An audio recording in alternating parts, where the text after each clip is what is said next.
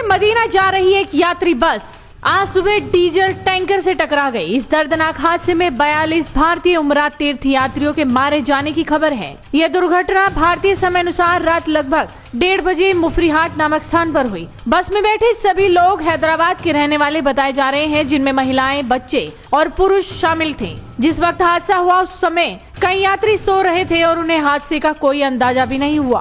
उम्रा पूरा करने के बाद सभी मदीना की ओर जा रहे थे, जहां वो जियारत के लिए पहुंचना चाहते थे। स्थानीय अधिकारियों के मुताबिक अभी भी हताहतों की सही संख्या और जिंदा बचे लोगों के बारे में भी जानकारी नहीं मिली है। हालांकि रेस्क्यू ऑपरेशन जारी है। इस घटना पर तेलंगाना के मुख्यमंत्री रेवंत रेड्डी ने गहरा दुख जताया है। उन्होंने राज्य के मृतकों की पहचान और उनके परिजनों को हर संभव मदद पहुंचाने के निर्देश दिए हैं। उन्होंने केंद्रीय विदेश मंत्रालय और सऊदी दूतावास से तालमेल बनाने को कहा है। इसके अलावा राज्य सरकार की तरफ से प्रभावित परिवारों की सहायता के लिए सचिवालय में एक कंट्रोल रूम स्थापित कर दिया गया है, जहां वो अपने स्वजनों के बारे में जानकारी प्राप्त कर सकते हैं और सहायता मांग सकते हैं। सरकार ने 2 हेल्पलाइन नंबर भी जारी किए हैं ताकि परिजनों को तत्काल सहायता मिल सके। और इस हादसे के बाद हैदराबाद में मारे गए लोगों के पीड़ित परिवार क्या बोल रहे हैं, आप भी सुनिए। आईना फोड़ के बच्चा, हमारा शोएब बोल के हमारी गली का ही बच्चा है, वहाँ आईना फोड़ के बोलते तो बस में से कूद गया और ड्राइवर कूद गया और 42 लोग बोलते उसी में थे, उसमें से कोई भी बाहर नहीं निकले। अब इन लोगों का क्या कंडीशन है, क्या है,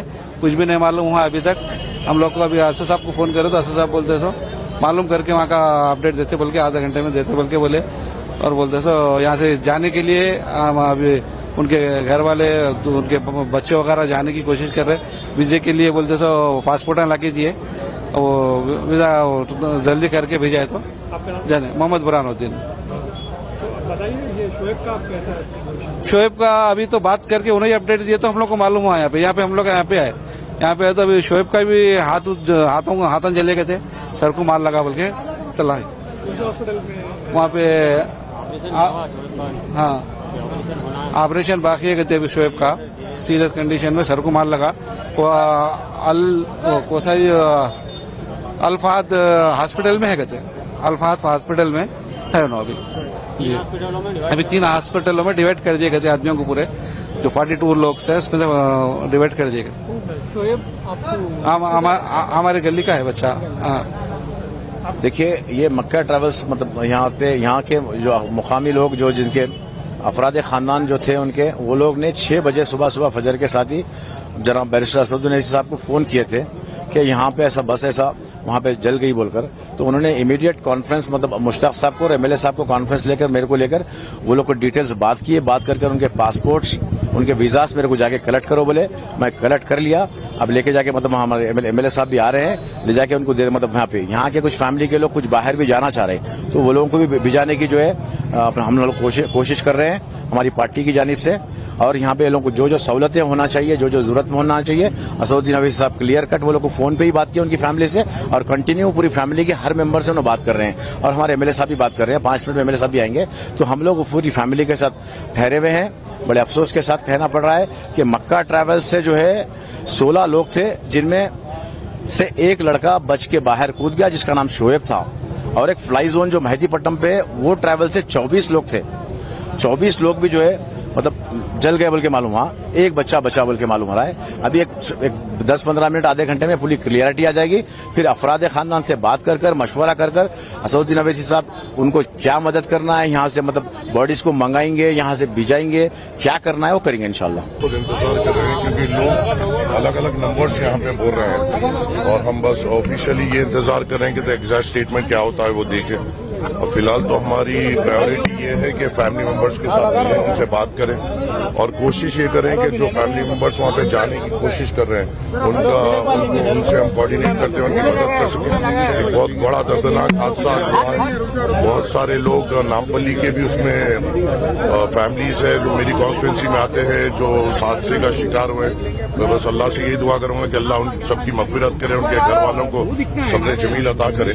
और सुबह में जैसा फैमिली मेंबर्स असदुद्दीन अवैसी साहब से बात करें, असदुद्दीन अवैसी साहब ने फौरी तौर पर वहाँ पे इंडियन कॉन्सुलेट से बात करते हुए वहाँ पे नुमाइंदगी हमने शुरू की है, और हमने हमारे तरफ से भी 1-2 जनों को फौरी तौर पे वहाँ पे भेजा है, जो शायद मोस्ट प्रॉब्ली 5 बजे तक लैंड करेंगे। और उसके बाद उसके बाद जो हो सकता है इंडियन एम्बेसी से कोऑर्डिनेट करते हुए फैमिली मेंबर्स को पूरी तौर पे अपडेट करने की कोशिश करेंगे। उसके सबसे बड़ा कंफ्यूजन फैमिली मेंबर्स को ये है कि उनको एग्जैक्ट इन्फॉर्मेशन नहीं मिल पा रही है। हम उस वॉइड को फिल करने की कोशिश करेंगे और हम यहां से फौरी तौर पे जैसा इत्तला मिली, अब जो 11 बजे की फ्लाइट है सऊदी एयरलाइंस की, उससे हमने थोड़ा उनको रवाना किया है कि वो फौरी तौर पे जाए, इंडियन कॉन्सुलेट से कोऑर्डिनेट करे और फैमिली मेंबर्स को बराबर इन्फॉर्मेशन पहुंचा सके।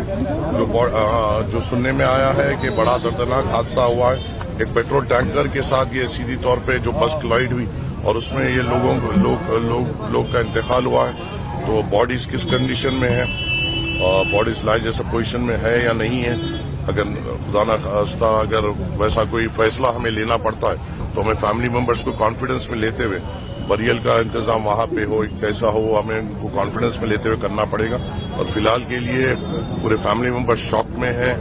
एक होली पिलग्रिमेज पे ये लोग निकले थे और फैमिलीज के लिए वो बहुत बड़ी बात होती है और उसमें ये हादसा हो जाना, फैमिलीज बड़े शॉक में हैं। और ज्यादातर रिश्तेदार थे या फिर जैसे हम लोग कहते हैं कि जत्थे में जाते हैं, अलग अलग फैमिलीज थे?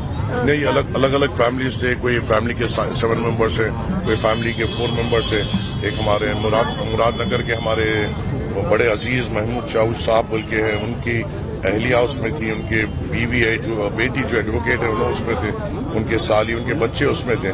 तो अलग अलग फैमिलीज के लोग हैं जो एक ग्रुप की शक्ल में गए थे। जैसे यहाँ पे हैदराबाद से हिंदुस्तान से जो ग्रुप की शक्ल में उम्रे को जाते हैं वो हुआ है। मुझे जो मैं खासतौर से महमूद भाई जो वहाँ पे मस्जिदा में थे, जिनकी फैमिली उस हादसे का शिकार, उनसे बात किया। वो बोले कि रात में हम उम्रा मुकम्मिल करे थे और करीबन रात में ही वो बस में वो अपने फैमिली को छोड़ के वो जिद्दा के लिए गए थे और रात के 1:30 बजे ये हादसा हुआ। उनको ये मालूम हुआ, वो लोग भी रास्ते में इंशाल्लाह हमारे लोग जैसा वहां पे पहुंचेंगे हमें क्लियर पिक्चर फैमिली मेंबर्स को और सबके सामने रखने में कामयाब होंगे।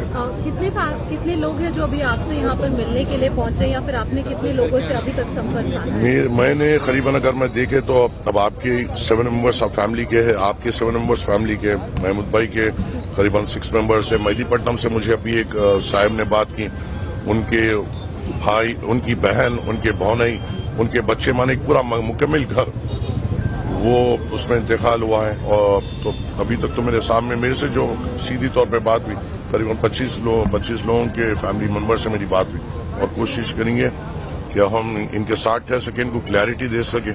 इस गम के माहौल में इनके दर्द को तो शायद कोई नहीं समझे, इनके दर्द के साथ हम बांटने की कोशिश करेंगे और इनको जितना हो सके क्लैरिटी और इनके हम जितना ताउन कर सके वो हम हमारे तरफ से करेंगे। और असदुद्दीन अवीसी साहब कंटिन्यूस कोऑर्डिनेशन में है, वो भी राब्ते में है। एक बड़ा हादसा हुआ है, इंशाल्लाह अल्लाह खानदान को सब्र जमील दे और इन सब की मग़फ़िरत करे।